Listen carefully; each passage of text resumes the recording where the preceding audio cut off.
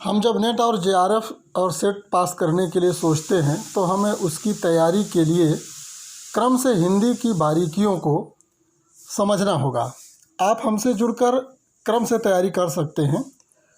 तो हम शुरू करते हैं हिंदी भाषा और उसकी लिपि का इतिहास।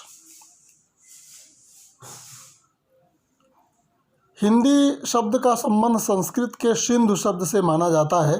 सिंधु नदी के आसपास की भूमि और वहां रहने वाले लोगों को सिंधु कहा जाता था।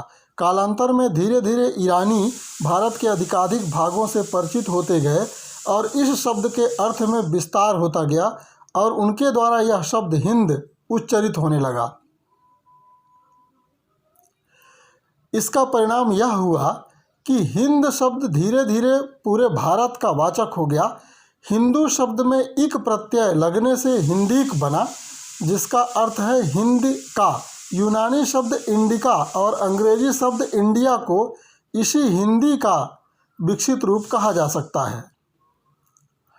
हिंदी का में का अक्षर का लोप होने से हिंदी शब्द बनकर सामने आया। हिंदी भाषा का उद्गम भारोपीय परिवार की भारतीय आर्य भाषा शाखा से हुआ। विश्व में भाषाओं के वर्गीकरण के दो प्रमुख आधार हैं। पहला है आकृतिमूलक वर्गीकरण, दूसरा है पारिवारिक वर्गीकरण। पारिवारिक वर्गीकरण के अंतर्गत विश्व की भाषाओं को 4 खंडों में विभाजित किया गया। यूरेशिया खंड, अफ्रीका खंड, प्रशांत महासागरीय खंड और अमेरिकी खंड। यूरेशिया खंड पुनः 2 भागों में विभाजित हो जाता है। पहला केटुयत और शतम वर्ग। शतम वर्ग की भारत ईरानी शाखा 3 रूपों में विकसित होती है, जिसमें पहला है भारतीय आर्य भाषा, दूसरा है दरद या पिशाच और तीसरा है ईरानी, जिसे आज की हिंदी भारतीय आर्य भाषा के अंतर्गत आती है। भारतीय आर्य भाषाओं का प्रारंभ 1500 ईसा पूर्व से 500 ईसा पूर्व तक माना जाता है तथा इनके विकास में ही हिंदी तथा उत्तर भारत की अधिकांश भाषाओं का मूल स्रोत निहित है। वह स्रोत संस्कृत भाषा है। इसके 2 रूप मिलते हैं। पहला वैदिक संस्कृत।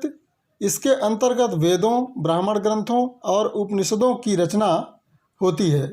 यह भाषा पाणिनि के काल से बहुत पहले से प्रचलित थी। दूसरा है लौकिक संस्कृत। वैदिक संस्कृत से ही लौकिक संस्कृत का जन्म हुआ। लौकिक संस्कृत में पाणिनीय संस्कृत, देवभाषा संस्कृत और क्लासिकल संस्कृत भी है। 5वीं शती ईसा पूर्व में पाणिनि ने अपने व्याकरण द्वारा संस्कृत को एक व्यवस्थित रूप प्रदान किया। तब से आज तक उसका वही स्वरूप मान्य हुआ है।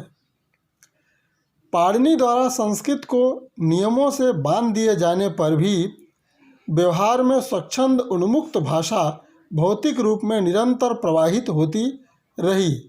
इसी लोक भाषा का विकसित रूप प्राकृत कहलाया। प्राकृत भाषा काल 500 ईसा पूर्व से 1000 ईस्वी तक माना जाता है। आगे चलकर पाली एवं अपभ्रंश भाषा निकली। पाली भाषा में गौतम बुद्ध ने अपने उपदेश दिए। उन्हीं से संबंधित साहित्य की रचना पाली भाषा में की गई। पिटक और अनुपिटक में विभाजित पाली साहित्य आज भी विदेशी भाषाओं और बौद्ध धर्मावलंबियों के लिए प्रेरणा स्रोत बना हुआ है।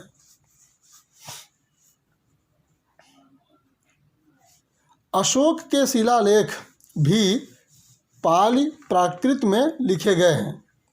अपभ्रंश प्राकृत और आर्य भाषाओं के बीच की कड़ी है। आचार्य पतंजलि के महाकाव्य में अपभ्रंश का प्रयोग मिलता है, जहाँ उसका अर्थ परिनिष्ठित शब्द का विकृत या बिगड़ा रूप दिया गया है। भामह के काव्य अलंकार और चंद के प्राकृत लक्ष्मण में भाषा के अर्थ में अपभ्रंश का प्रयोग मिलता है। अपभ्रंश को ग्रामीण भाषा, देशी देश भाषा, अभिरोक्ति, अवहट्ट आदि नामों से भी अवहित किया जाता है। अपभ्रंश से हिंदी का जन्म हुआ। 8वीं शती में सिद्धों की अवहट्ट भाषा से हिंदी अपना आकार ग्रहण करती है।